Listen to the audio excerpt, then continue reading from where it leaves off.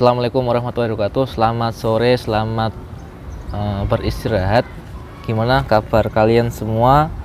Teman-temanku, mudah-mudahan kalian semua diberikan kesehatan, panjang umur, dilancarkan segala urusannya, dan dimudahkan segala urusannya.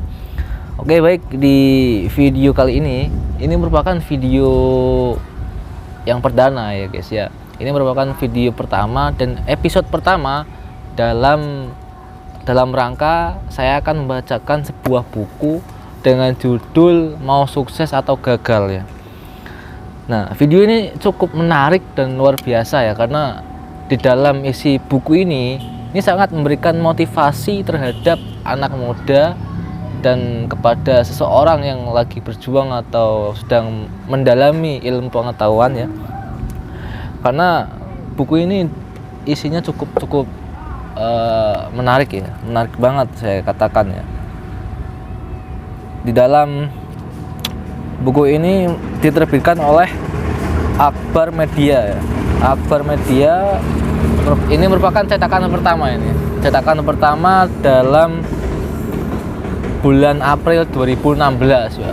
Kalau sekarang 2022 ini ya udah cukup lama ya, udah lama lah, kira-kira 6 tahun yang lalu ya. Nah, baik, di pembahasan yang pertama ini membahas tentang dengan tema penghulu orang-orang yang sukses ya. Jadi kita bisa melihat atau menengok ke belakang tentang orang-orang yang sukses dan sebagai panutan dan contoh di zaman sekarang ya. Nah, penghulu orang-orang yang sukses, dia adalah Rasulullah SAW, Nabi Muhammad SAW, yang tidak pernah melihat kegelapan meskipun berbagai kesulitan berada di sekelilingnya. Beliau telah menghilangkan gelapnya malam dengan cahaya keimanan dan memenuhi harapan hidupnya dengan ayat-ayat suci Al-Quran. Beliau mencampakkan pesimisme dengan pedagang optimisme, dan beliau tidak pernah menyerah terhadap orang-orang yang pesimis dan para pecundang. Artinya apa? Beliau ini berjuang, berdakwah untuk mendirikan atau pelopor umat Islam pada zaman saat itu ya. Ibaratnya beliau ini sebagai cahaya keimanan yang memberikan jembatan kepada umat manusia ketika zaman jahiliyah ya. Beliau tetap optimis, semangat tanpa lelah, walaupun sempat pernah dikata-katain ya, beliau sebagai penyihir, orang gila dan sebagainya ya. Nah, beliau tetap optimis meskipun saat itu terdapat 360 berhala yang disembah di sekeliling Ka'bah. Yang kedua, beliau tetap optimis saat menyaksikan orang-orang musyrik melakukan tawaf di sekeliling Ka'bah dengan bertelanjang, meminum khamr dan mempersembahkan kurban untuk para berhala. Dan yang ketiga, beliau tetap optimis meskipun beliau tersiksa oleh akidah syirik, kezoliman terhadap orang-orang yang lemah, perbudakan, pembunuhan terhadap anak-anak perempuan, dan ejekan kaum musyrikin terhadap dakwahnya. Dan beliau tetap optimis meskipun orang-orang kafir Quraisy meletakkan kotoran dari isi perut unta saat beliau tengah sujud kepada Allah di samping Ka'bah. Dan beliau tetap optimis saat memberi kabar gembira kepada umatnya tentang kemenangan atas orang-orang Yahudi meskipun saat itu mereka dalam keadaan lemah. Dan beliau berkata, tidak akan terjadi kiamat hingga kaum muslimin memerangi kaum Yahudi. Kaum muslimin akan terus menerangi mereka hingga seorang Yahudi akan bersembunyi di balik sebuah batu atau pohon. Dan kemudian batu atau pohon itu akan berkata, wahai muslim, wahai hamba Allah, ini ada orang Yahudi di belakangku, kemarilah dan habisi ia, kecuali pohon Workot, sesungguhnya ia merupakan pohon Yahudi. Nah, kemudian beliau tetap optimis di saat melihat para sahabatnya disiksa di Mekah, seperti Bilal, Ammar bin Yasir, dan beliau tetap berkata dengan jiwa yang tenang dan penuh optimisme, bersabarlah wahai keluarga Yasir, sesungguhnya tempat kalian adalah surga. Nah, gitu. Kemudian beliau masih tetap optimis ya, ketika saat menyeru seluruh manusia kepada surga, kepada kebahagiaan, kepada kebenaran, dan memberi kabar gembira kepada umatnya berupa kemenangan-kemenangan pada masa di mana cobaan yang mereka hadapi begitu keras.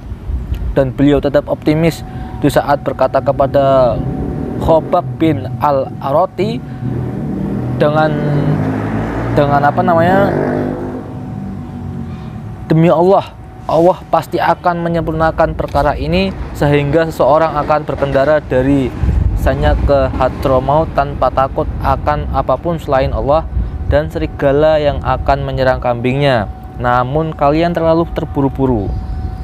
Nah, dan yang terakhir, Rasulullah SAW ini merupakan seorang pembangkit optimisme. Pembangkit optimisme, merupakan seorang sastrawan kontemporer ya. Sastrawan yang kontemporer ini, ada seorang Mustafa Ar-Rafi'i berkata, seorang pembaharu bukanlah orang yang mampu merusak karya sejarah. Ini adalah orang yang gampang dan mudah, bahkan maksud saya gini, seorang pembaharu itu adalah bukanlah orang yang mampu merusak karya sejarah. Ini adalah hal yang gampang dan mudah gitu. Bahkan bagi orang bodoh sekalipun, seorang pembaharu adalah orang yang karyanya tidak mampu dirusak oleh sejarah setelahnya. Berarti orang yang pembaharu itu ketika berkarya tidak mampu untuk dirusak oleh sejarah setelahnya. Nah, artinya di pembahasan kali ini nih, menceritakan seorang tokoh Rasulullah SAW ya. Beliau seorang optimisme, bersemangat ketika ingin sukses berdakwah, menyebarkan agama Islam ke seluruh dunia. Beliau tetap optimis walaupun dikatakan syirik atau apa namanya, banyaklah yang dikatakan oleh kaum Quraisy pada saat itu. Walaupun di apa namanya, di Ka'bah itu ada 360 berhala, beliau tetap optimis, tetap semangat, tidak mempedulikan kanan kirinya ya. Memang ketika seorang itu berkata iya dan orang lain itu berkata tidak, itu memang susah. Coba aja teman-teman lakukan sendiri ya.